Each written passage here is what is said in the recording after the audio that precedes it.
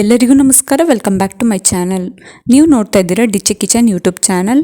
ಇವಾಗ ಚಳಿ ಟೈಮು, ಹಾಗಾಗಿ ಏನಾದರೂ ಬಿಸಿ ಬಿಸಿಯಾಗಿ ತಿಂತಾ ಇರಬೇಕು ಅಂತ ಅನ್ನಿಸ್ತಾ ಇರುತ್ತೆ. ಹಾಗಾಗಿ ನಾನಿವತ್ತು ಒಂದೊಳ್ಳೆ ರೆಸಿಪಿನ ನಿಮ್ಮ ಜೊತೆ ಶೇರ್ ಮಾಡ್ತಾ ಇದ್ದೀನಿ. ಖಂಡಿತವಾಗ್ಲೂ ಇದೊಂದೊಳ್ಳೆ ಹೊಸ ರೆಸಿಪಿನೇ ಅಂತಲೇ ಅನ್ಬೋದು.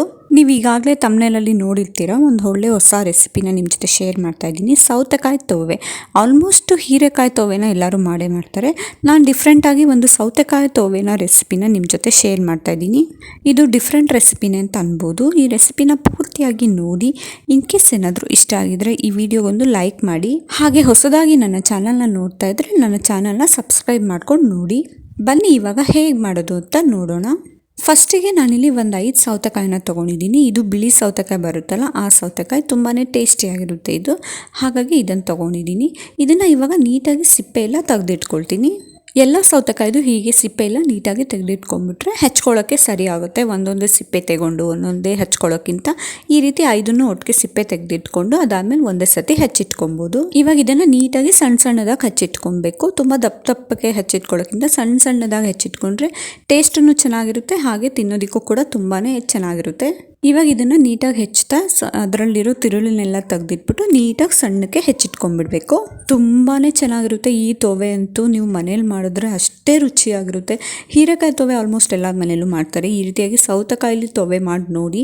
ಖಂಡಿತವಾಗ್ಲೂ ನೀವು ಮನೇಲಿ ಎಲ್ಲರೂ ಇಷ್ಟಪಡ್ತಾರೆ. ನೀವು ಇದನ್ನು ದೋಸೆಗೆ, ಇಡ್ಲಿಗೆ, ಚಪಾತಿಗೆ ಮತ್ತು ಅನ್ನಕ್ಕೆ ಕಲಿಸ್ಕೊಂಡು ತಿನ್ಬೋದು. ಅಷ್ಟು ಚೆನ್ನಾಗಿರುತ್ತೆ. ತುಂಬ ಗಟ್ಟಿಯಾಗೂ ಇರಲ್ಲ, ತುಂಬ ತೆಳ್ಳಗೂ ಇರಲ್ಲ, ಅಷ್ಟೇ ಚೆನ್ನಾಗಿರುತ್ತೆ.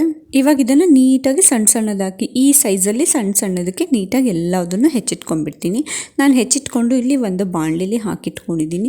ನೀವು ಬೇಕಂದರೆ ಒಂದು ದೊಡ್ಡ ಪಾತ್ರೆಯಲ್ಲಿ ಹಾಕಿಟ್ಕೊಳ್ಬೋದು. ನಾನು ಮಾಡ್ತಿರೋ ಕ್ವಾಂಟಿಟಿ ಒಂದು 5 ಜನ ಊಟ ಮಾಡ್ಬೋದು, ಅಷ್ಟಕ್ಕೆ ತೋರಿಸ್ತಾ ಇದ್ದೀನಿ.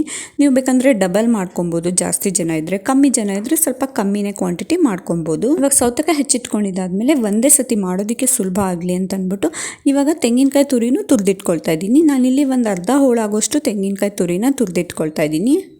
ತೆಂಗಿನಕಾಯಿ ತುರಿನ ನಾವು ರುಬ್ಬೋದಕ್ಕೆ ಬಳಸೋಲ್ಲ, ಹಾಗಾಗಿ ತೆಂಗಿನಕಾಯಿ ತುರಿನ ತುರಿದಿಟ್ಕೊಂಡ್ರೆ ಆಯಿತು. ನೀವು ಕೊಬ್ಬರಿ ಬಳಸೋಕ್ಕಿಂತ ಈ ರೀತಿ ತೆಂಗಿನಕಾಯಿನ ತುರಿದಿಟ್ಕೊಂಡ್ರೆ ಆಯಿತು. ಸೌತೆಕಾಯಿನ ಹೆಚ್ಚಿಟ್ಕೊಂಡಿದ್ದಾಯಿತು, ರೆಡಿ ಮಾಡ್ಕೊಂಡಿದ್ದಾಯಿತು. ಇವಾಗ ಮಾಡೋದು ಹೇಗೆ ಅಂತ ತೋರಿಸ್ತಾ ಇದ್ದೀನಿ.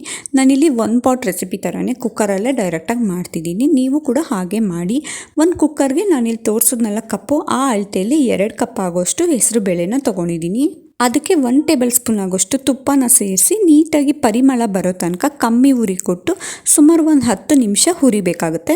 ಒಂದು 10 ನಿಮಿಷ ಮೀಡಿಯಮ್ ಫ್ಲೇಮಲ್ಲಿ ಉರಿನ ಕೊಟ್ಟು ಹುರ್ಕೊಬೇಕಾಗುತ್ತೆ ಇದನ್ನ. ಇವಾಗ ಈ ಹುರಿಯೋ ಹಂತದಲ್ಲೇ ನಾನು ಈ ಕಡೆ ರುಬ್ಬೋದಕ್ಕೆ ಕೂಡ ರೆಡಿ ಮಾಡಿ ಇಟ್ಕೊಂಡ್ಬಿಡ್ತೀನಿ. ಅದು ಆ ಕಡೆ ಇಲ್ಲಿ. ಇವಾಗ ಈ ಕಡೆ ರುಬ್ಬೋದಕ್ಕೆ ಒಂದು ಮಿಕ್ಸಿ ಜಾರ್ ಇಟ್ಕೊಂಡು ಅದಕ್ಕೆ ಸುಮಾರು ಒಂದು 8 ಹಸಿಮೆಣ್ಸಿನ್ಕಾಯಿನ ತೊಗೊಂಡಿದ್ದೀನಿ. ಹಸಿಮೆಣ್ಸಿನ್ಕಾಯಿ ನಿಮಗೆ ಖಾರಕ್ಕೆ ತಕ್ಕಂತೆ ತೊಗೊಳ್ಳಿ. ನಾನಿಲ್ಲಿ 5 ಸೌತೆಕಾಯಿಗೆ 8 ಹಸಿಮೆಣ್ಸಿನ್ಕಾಯಿ ಹಾಕಿದ್ದೀನಿ. ನಿಮಗೆ ಖಾರ ಇನ್ನಷ್ಟು ಬೇಕಂದರೆ ಇನ್ನೊಂದು ಸ್ವಲ್ಪ ತೊಗೊಳ್ಳಿ. ಅದಕ್ಕೆ 3 ಇಂಚ್ ಆಗೋಷ್ಟು ಶುಂಠಿ ಹಾಗೆ 1 ಟೇಬಲ್ ಸ್ಪೂನ್ ಆಗೋಷ್ಟು ಜೀರಿಗೆನ ಹಾಕಿ ಅದಾದಮೇಲೆ 1 ಕಡ್ಡಿ ಕರ್ಬೇವಿನ ಸೊಪ್ಪು, ಸ್ವಲ್ಪ ಕೊತ್ತಂಬರಿ ಸೊಪ್ಪನ್ನ ಹಾಕ್ತಾ ಇದ್ದೀನಿ. ಇವಾಗ ಇದನ್ನು ಸ್ವಲ್ಪ ತರಿಯಾಗಿ, ತುಂಬ ನುಣ್ಣಗಲ್ಲ, ತರಿಯಾಗಿ ಈ ಥರ ರುಬ್ಬಿಟ್ಕೊಂಡಿದ್ದೀನಿ. ಏಕೆಂದರೆ ತುಂಬ ಚೆನ್ನಾಗಿ ಟೇಸ್ಟ್ ಇರುತ್ತೆ ಈ ಥರ ರುಬ್ಬಿಟ್ಕೊಂಡ್ರೆ. ಇದಕ್ಕೆ ಈ ಕಾಯಿನ ತೆಂಗಿನಕಾಯಿ ತುರಿದಿಟ್ಕೊಂಡಿದ್ನಲ್ಲ ಅದನ್ನು ಆ್ಯಡ್ ಮಾಡಿಲ್ಲ, ಅದನ್ನು ರುಬ್ಬೋದಕ್ಕೆ ಹಾಕೋ ಹಾಗಿಲ್ಲ. ಇವಾಗ ಆ ಕಡೆ ರುಬ್ಕೊಳ್ಳೋಷ್ಟರಲ್ಲಿ ಈ ಕಡೆ ಹೆಸರು ಬೇಳೆ ಕೂಡ ಹುರಿದಿದ್ದಾಯಿತು, ಪರಿಮಳ ಬಂದಿದ್ದಾಯಿತು. ಇವಾಗ ಇದಕ್ಕೆ ನಾವು ಹೆಚ್ಚಿಟ್ಕೊಂಡಿದ್ವಲ್ಲ ಸೌತೆಕಾಯಿನ, ಅದನ್ನು ಸೇರಿಸ್ತಾ ಇದ್ದೀನಿ. ಸೌತೆಕಾಯಿ ಸೇರಿಸಿದಾದ್ಮೇಲೆ ಸ್ವಲ್ಪನೇ ನೀರು ಹಾಕಬೇಕು. 1 ಗ್ಲಾಸಷ್ಟು ನೀರನ್ನ ಹಾಕ್ತಾ ಇದ್ದೀನಿ. ಇದಕ್ಕೆ ಜಾಸ್ತಿ ನೀರು ಹಾಕೋಷ್ಟು ಬೇಡ, 1 ಗ್ಲಾಸಷ್ಟು ನೀರನ್ನ ಹಾಕಿದ್ರೆ ಸಾಕಾಗುತ್ತೆ. ಸೌತೆಕಾಯಲ್ಲೇ ನೀರಿನ ಅಂಶ ಇರೋದ್ರಿಂದ ನೀರನ್ನ ಕಮ್ಮಿ ಹಾಕೊಳ್ಳಿ. ಹಾಕಿದ್ದಾದ್ಮೇಲೆ ಇವಾಗ ರುಬ್ಬಿಟ್ಕೊಂಡಿದ್ವಲ್ಲ ನಾವು ಮಸಾಲೆ, ಹಸಿಮೆಣ್ಸಿನ್ಕಾಯಿ ಮಸಾಲೆ, ಅದನ್ನು ಕೂಡ ಸೇರಿಸ್ತಾ ಇದ್ದೀನಿ. ತುಂಬ ತರಿಯಾಗಿ ರುಬ್ಬಿಟ್ಕೊಂಡ್ರೆ ಸಾಕಾಗುತ್ತೆ. ಬಾಯಿಗೆ ಟೇಸ್ಟ್ ಚೆನ್ನಾಗಿ ಸಿಗುತ್ತೆ. ಹಾಗಾಗಿ ಇದು ಹಾಕಿದ್ದಾದಮೇಲೆ ಇವಾಗ ತೆಂಗಿನಕಾಯಿ ತುರಿನ ತುರಿದಿಟ್ಕೊಂಡಿದ್ವಲ್ಲ ಅದನ್ನು ಕೂಡ ಇಲ್ಲೇ ಹಾಕ್ತಾಯಿದ್ದೀನಿ. ನಾನು ಯಾವುದೇ ರೀತಿ ತೆಂಗಿನಕಾಯಿ ತುರಿನ ರುಬ್ಬೋದಕ್ಕೆ ಹಾಕ್ಕೊಂಡಿರಲಿಲ್ಲ, ಹಾಗಾಗಿ ಡೈರೆಕ್ಟಾಗಿ ಹಾಕಬೇಕು ಈ ತೋವೆಗೆ. ಇವಾಗ ರುಚಿಗೆ ತಕ್ಕಷ್ಟು ಉಪ್ಪನ್ನು ಹಾಕಿ ಕುಕ್ಕರ್ ಮುಚ್ಚಳ ಮುಚ್ಚಿ ಒಂದು 3 ವಿಷಲ್ ಕೂಗಿಸಿದ್ರೆ ಸಾಕಾಗುತ್ತೆ. 3 ವಿಷಲ್ ಕೂಗಿದ್ದಾದಮೇಲೆ ಕಂಪ್ಲೀಟಾಗಿ ತಣ್ಣ ಆದಮೇಲೆ ಕುಕ್ಕರ್ ಮುಚ್ಚಳ ಓಪನ್ ಮಾಡಿದ್ರೆ ತುಂಬ ಟೇಸ್ಟಿಯಾಗಿರೋ ಸೌತೆಕಾಯಿ ತೋವೆ ರೆಡಿಯಾಗಿರುತ್ತೆ.